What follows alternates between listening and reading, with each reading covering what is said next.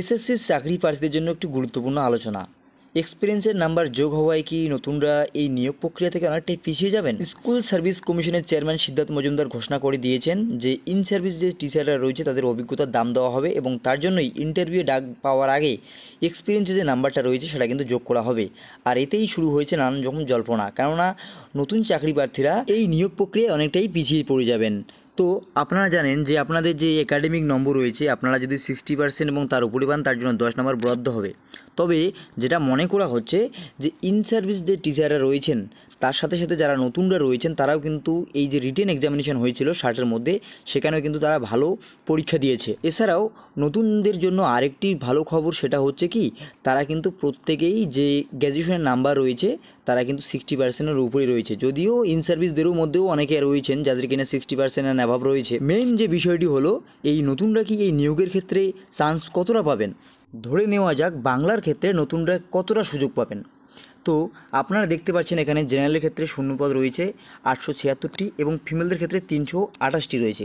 তবে এর আগে যে 2016 সালে রিক্রুটমেন্ট হয়েছিল সেক্ষেত্রে কিন্তু জেনারেলদের ক্ষেত্রে শূন্যপদ ছিল 387টি, ফিমেলদের ক্ষেত্রে শূন্যপদ ছিল 70 অর্থাৎ 70টি।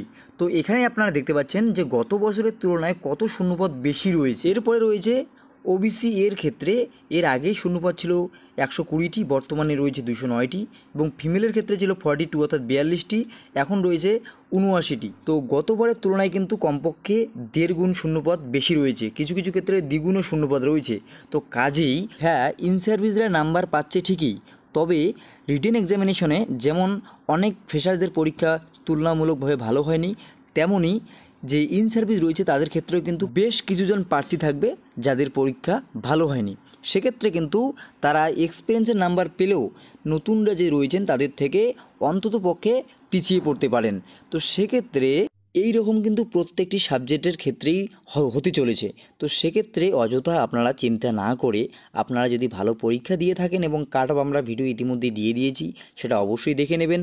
তো সেই কাট অফের মধ্যে যদি আপনারা আসেন তাহলে কিন্তু অবশ্যই যে পরবর্তী ধাপ রয়েছে ইন্টারভিউয়ের জন্য কিন্তু প্রিপারেশন নেওয়া শুরু করে দিন। কেননা এই যে ইন্টারভিউ এবং যে টিচিং ডেমনস্ট্রেশন রয়েছে এক্ষেত্রে যারা ইন সার্ভিস রয়েছে তারা তো ভালো ইন্টারভিউ দেবেনই, কিন্তু এক্ষেত্রে যে সমস্ত ফ্রেশার্স রয়েছেন যাদের কিনা ইন্টারভিউ ভালো হবে তারা কিন্তু অবশ্যই এই চাকরি পেয়ে যাবেন, কেননা এটাই আপনাদের কাছে বড় একটা হাতিয়ার হতে চলেছে।